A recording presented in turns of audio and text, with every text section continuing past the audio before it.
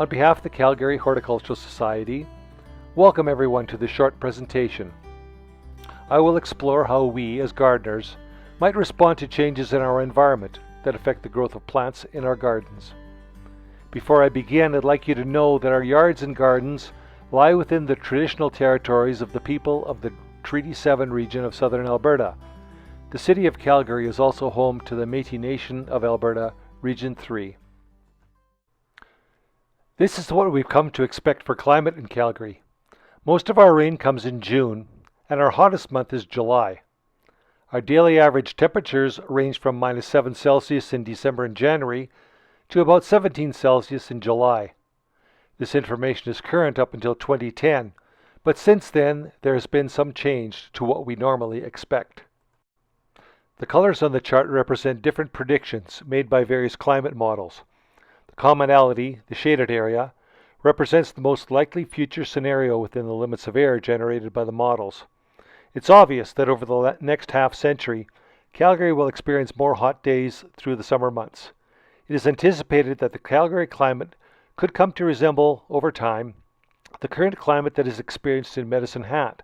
That is, more hot days during the summer and a more arid climate overall. The city of Calgary writes that the number of extremely hot days, over 29 Celsius, is expected to rise from 27 to 49 each year by 2080.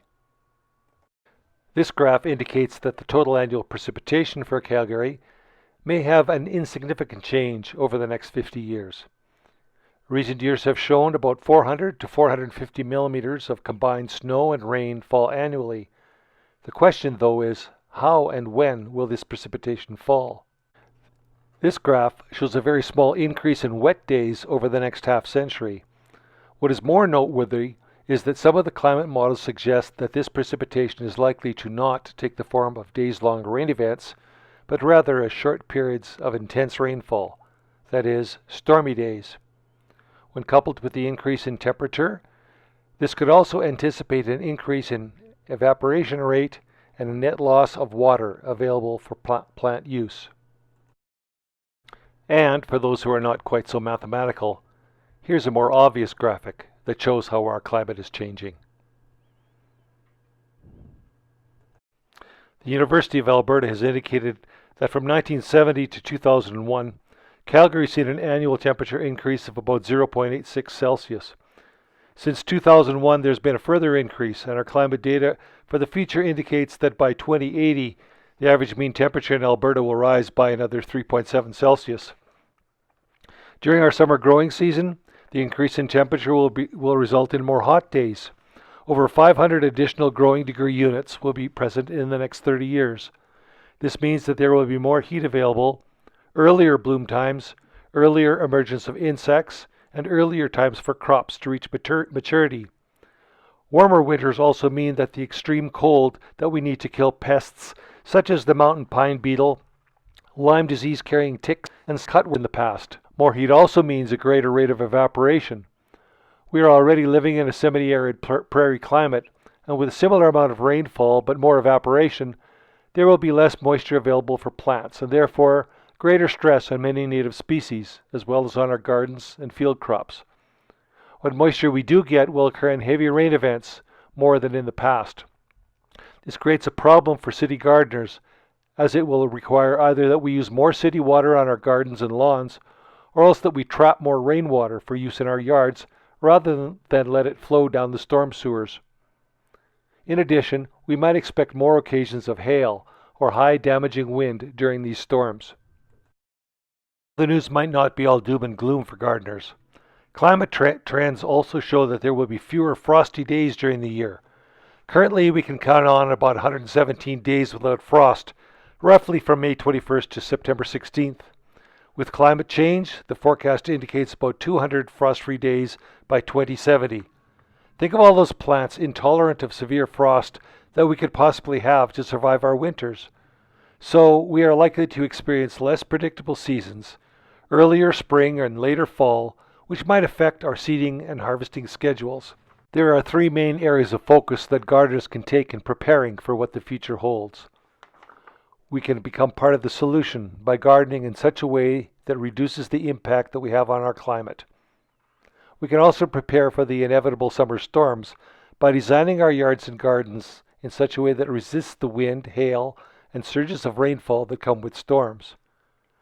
And we can conserve water by using natural rainfall instead of or in addition to irrigation, and by growing plants suited to our climate and geography. Perennials, trees, and shrubs take in more carbon dioxide from the air than does lawn grass. This also decreases carbon dioxide, a greenhouse gas. If we want to have a lawn, we can consider using native grasses that need less water than Kentucky bluegrass, or even incorporate some miniature clover in our lawn instead of having to use a lot of lawn fertilizer. Planting and eating our own veggies reduces our reliance on importing them, thus decreasing the amount of fuel spent on transportation and on large market garden operations. In addition, it provides healthy organic produce that is readily available and cheap to produce.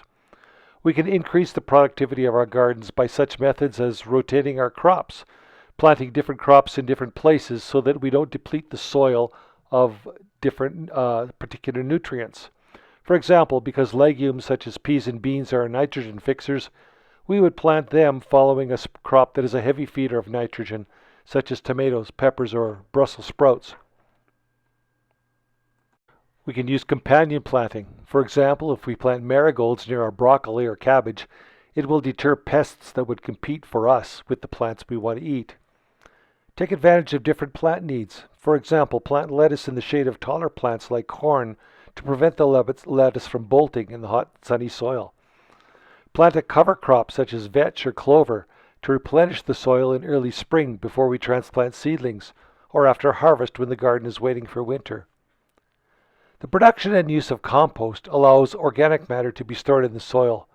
Not only is this good for the plants by providing nutrients for the microorganisms that live in the soil, and nutrients therefore for plants, but it also binds up carbon in the soil rather than allowing it to quickly enter the atmosphere as carbon dioxide. The use of compost also keeps moisture in the soil, reduces the need for watering, and provides a soil texture that is conducive for root growth. The use of trees in our yards not only creates shade to lower our home's temperature in summer, but also shelters us from cold winds in winter. The use of less air conditioning in the summer and less heating in the winter saves money, saves energy, and reduces greenhouse gas emissions. There are a few things we can do differently to resist severe weather. Knowing the needs of perennials and shrubs, whether they like sun, shade, or partial shade, whether they like it dry, wet, or well-drained, allows us to put the right plant in the right place. This saves money for replacing plants that can't tolerate certain conditions, and it allows those plants that can't tolerate wind or sudden downpours to places where they'll survive. Many species of plants have grown wild in the prairies for thousands of years. These plants are well suited to our conditions. If we collect seed from successful plants, we'll build up our yards with resilient plants that can tolerate the stresses of climate change. Other ways of growing tolerant plants are to acquire seed from local producers who've developed seed banks, and to use open pollinated garden vegetables that come back true to seed. That is, we can save the seed from year to year, knowing that the plants will perform genetically the same way each season. Water conservation starts with the design of our yards and gardens. Typically, uncovered soil will dry out and heat up rapidly under the summer sun. This kills off many necessary soil organisms in the topsoil and creates an environment in which very little will grow except thistles and other weeds. One way to reduce this evaporation is to cover the soil with a layer of mulch. Mulch can be a layer of 10 to 15 centimeters of shredded bark, compost, leaf litter, or even rock and gravel. In addition, if we use plants that are native to the northern prairies or tolerant of our conditions, we can beautify our yards without the need for supplemental irrigation. When you hear the term xeriscaping, we're referring to the use of plants that require very little water to complete their life cycle. Perhaps one of the best ways to make your yards less reliant on using excess water is to get rid of our lawns in favor of xeriscape landscapes. Even though there might be no watering or mowing, there is still work involved in setting up your front or backyards with the correct drought-tolerant plants, maintaining your mulch or ground cover, pruning, and weeding. The roof of a typical home sheds thousands of liters of water every gardening season. Unfortunately, most of this water ends up going down the storm drains and into the river. If we could capture this water and use it in our yards, we'd not only consume less treated city water, but we'd also have an abundant supply of non-chlorinated water that would be better for our growing plants. There are several ways that we can capture and use water more efficiently. Rain barrels attached to our downspouts are easy ways to capture rainwater and then use it in irrigating our flower beds and garden areas. The City of Calgary sponsors Green Calgary, a local grassroots charity that provides large water barrels to homeowners for less than $100. There are level trenches that slow the flow of water from your downspout, allowing it to soak into your soil before any excess goes down the drain. In this picture on the left is a swale under construction. It's filled with gravel or rock to make it appear visually pleasing, and it can be used as a path or a dry creek bed. When you construct a French drain, you're allowing even more water to soak into your flower bed or garden. In the first picture, a level trench is dug. The depth depends on the slope of your property, but about a foot deep is typical. Inside the trench is placed a tube of weeping tile. One end of the weeping tile is attached to your downspout to capture rainwater. The weeping tile is covered with drainage rock and then wrapped in landscape fabric. The trench is then filled in with rock or mulch. Pay attention to weeds and pests in your garden. They're there for a reason. They tell you about your soil and the condition of your plants. Lower your use of pesticides and herbicides. Use home remedies that are not environmentally affected.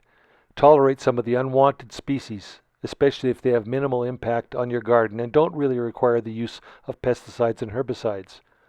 The success of our vegetables and flowers often depends on the presence of bees, wasps, butterflies, moths, and on some birds.